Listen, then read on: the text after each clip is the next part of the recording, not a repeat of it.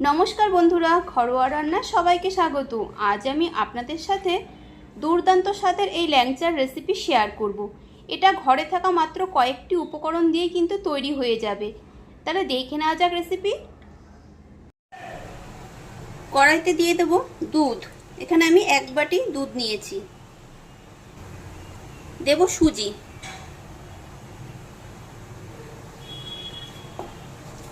এবার নেড়ে ভালো করে একটু রান্না করে নেব।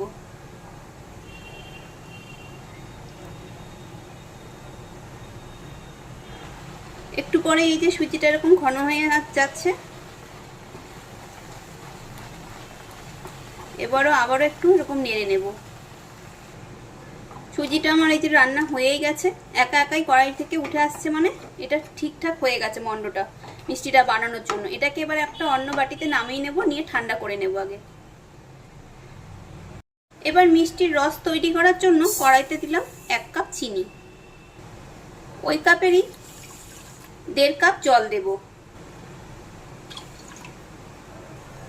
2টো এলাচ দিয়ে দিলাম।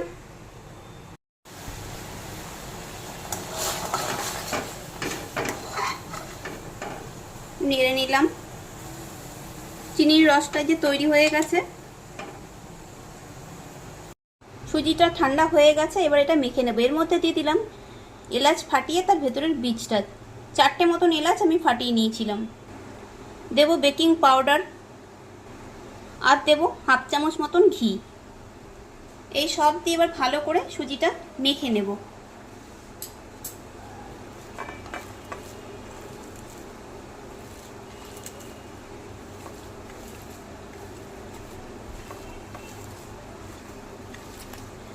এখন একটু গরম আছে, যাই হোক তাও মাখা যাচ্ছে।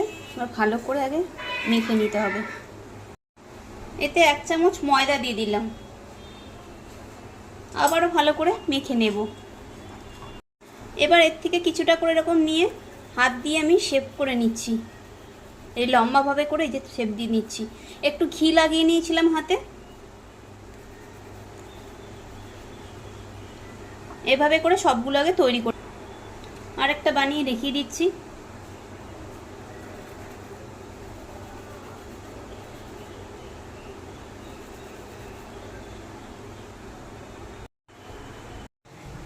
এবার পান্তুয়াগুলো ভাজার জন্য কড়াইতে সাদা তেল দিয়ে দিলাম। তেল গরম হয়ে গেছে, পান্তুয়াগুলোকে গরম তেলের মধ্যে দিয়ে দিচ্ছি।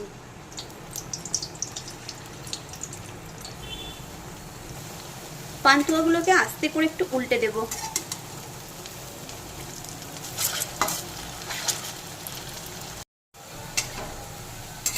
একটু লাল করেই ভেজে নেব। মিষ্টিগুলো ভাজা হয়ে গেছে, এবার এগুলোকে তুলে নেব। মিষ্টির যে রস তৈরি করে রেখেছিলাম তার মধ্যে ল্যাংচাগুলোকে আমি দিয়ে দিলাম।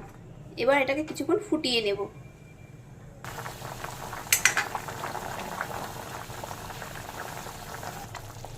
রেসিপি দেখে ভালো লাগলে লাইক, কমেন্ট, শেয়ার অবশ্যই করবেন। আর নতুন বন্ধু হলে বন্ধু হয়ে পাশে থাকার অনুরোধ রইল।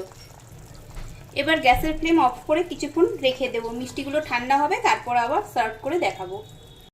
এই দেখুন বন্ধুরা, 2 ঘন্টা পরে মিষ্টিগুলো এই যে দেখাচ্ছি, রস টেনে কত বড় হয়ে গেছে আর ফুলে গেছে। এবার এগুলোকে আমি সার্ভ করে নেব। এই দেখুন, আমি আপনাদেরকে এখান থেকে একটু কেটে দেখাচ্ছি কতটা সফট হয়েছে। দেখুন, এই দেখুন, পুরো মনে হচ্ছে কেনা মিষ্টি।